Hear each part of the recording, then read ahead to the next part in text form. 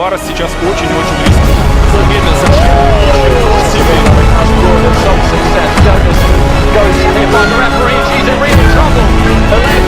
Und nochmal eine rechte, und da ist es passiert!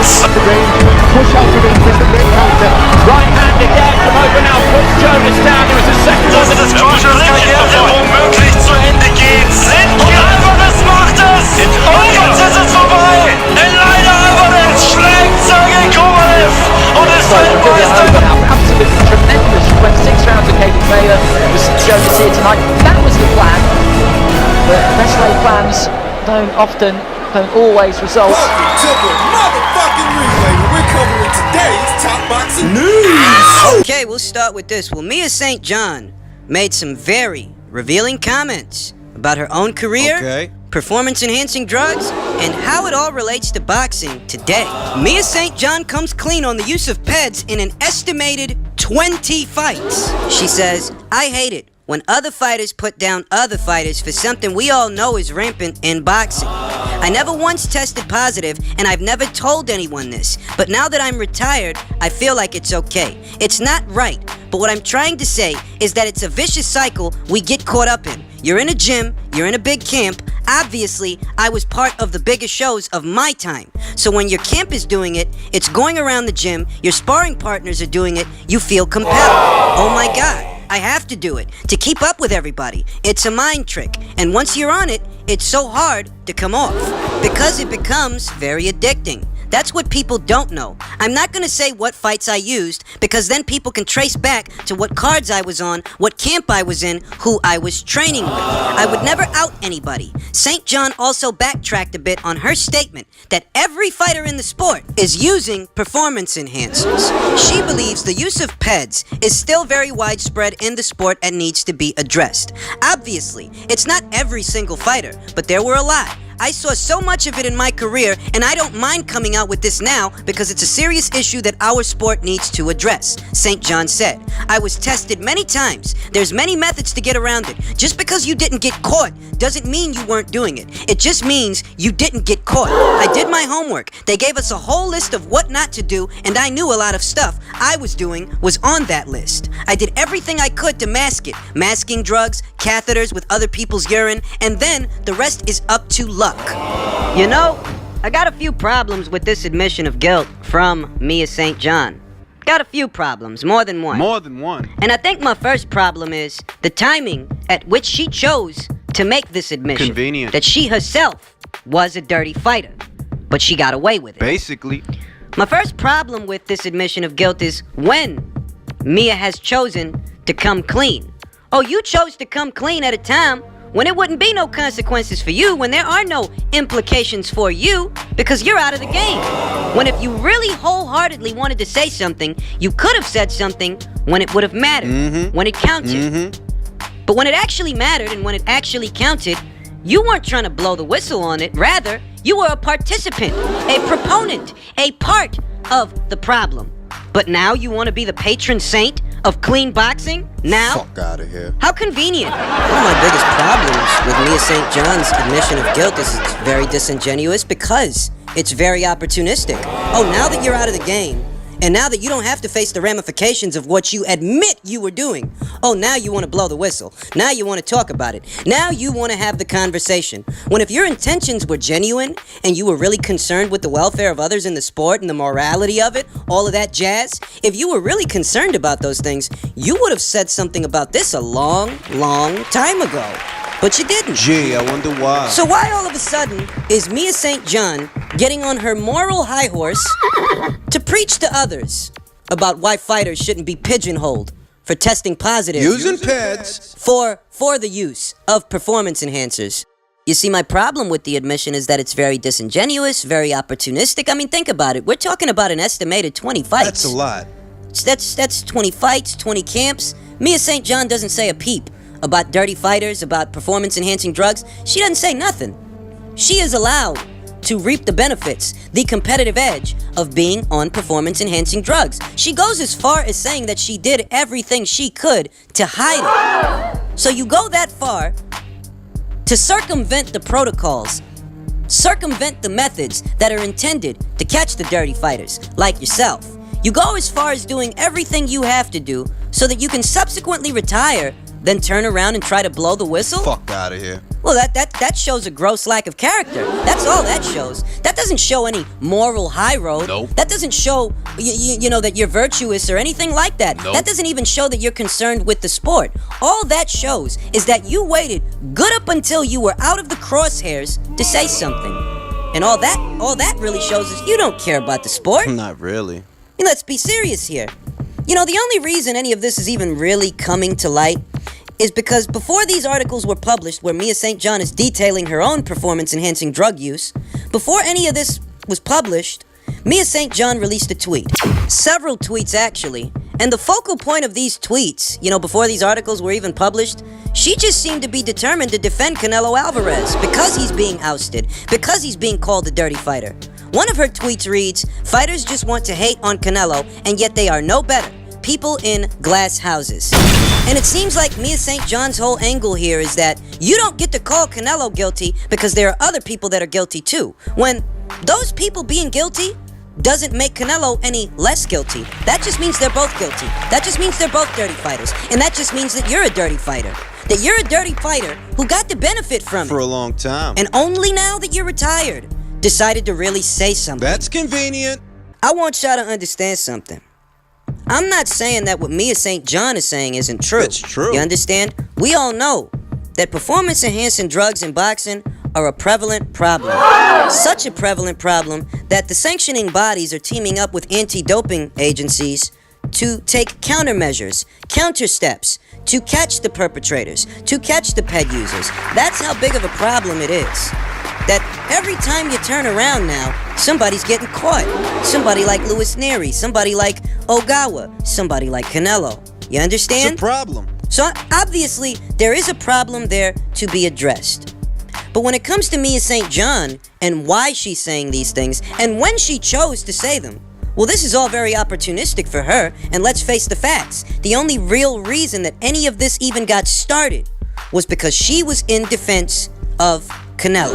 Because she doesn't like that Canelo's being ousted for being a dirty fighter. So her method to defend him is to basically say, well, there are other dirty fighters out there too. There are lots of dirty fighters out there. Yeah, and for every one of those dirty fighters, they'd get the same treatment that he's getting. They'd get called dirty fighters. Canelo isn't any less guilty because of those fighters. You don't magically make him innocent by implicating or insinuating or attempting to implicate them. I'm pretty sure that there are lots of dirty fighters out there that we haven't even heard about because they haven't been caught yet. There are many more dirty fighters out there to catch. But no matter how many of them get caught, that's not gonna make Clenelo innocent. And that's really the point here. That Mia St. John's logic is what? That because there are other dirty fighters out there that Clenelo shouldn't be ousted? Those guys are gonna get ousted right along with him as soon as they test positive. That's just the way it goes. I mean, you can't make him innocent by implicating others. And essentially, that's what she's doing. Without giving any names, without giving any dates, she still is trying to implicate others to cushion the blow for Clenelo. To cushion the blow for Canelo's legacy. That, oh, well, he's not the only dirty fighter out there. Yeah, we're well aware that there are other dirty fighters out there. And their time will come. They will be caught. But your methodology and your logic, that what, because there are other dirty fighters out there, that dirty fighters shouldn't be ousted in general, that's not gonna fly. And you haven't accomplished that by implicating yourself. All you've really shown is your lack of character, because you waited good up until you were out of the game to say something. And it appears that the other professionals that are active, that are still out there, they're not taking these kinds of implications, these insinuations that Mia's making. They're not taking them lying down. Tony Bellew is one of those professionals who says, "I wasn't speaking to you, dear. I'm not the kind of person to insult you. You seem an educated woman, and being a former world champion, I just can't believe you have the views you have on PED users. Well, come to think of it, you have been one, so I've answered my own question, really." We know that Tony's made it known. You know, Tony Bellew's been very vocal as far as what he feels about PED users and how he'd handle a situation if he found out post-fight that he was just fighting a guy that was on something. And yet another professional who chimed in on this entire fiasco, IBF featherweight champion Jennifer Hahn had this to say. No, not everyone does this. True champions are clean and sacrifice their bodies with hard work, diet, and exercise. I've never taken PEDS and never will. This is so dangerous and a slap in the face for the real champions. We're putting our lives on the line when we step into the ring and there's no room for cheaters. And this statement brings us to the ideological problem with Mia St. John's whole argument. An argument that was geared towards defending Canelo.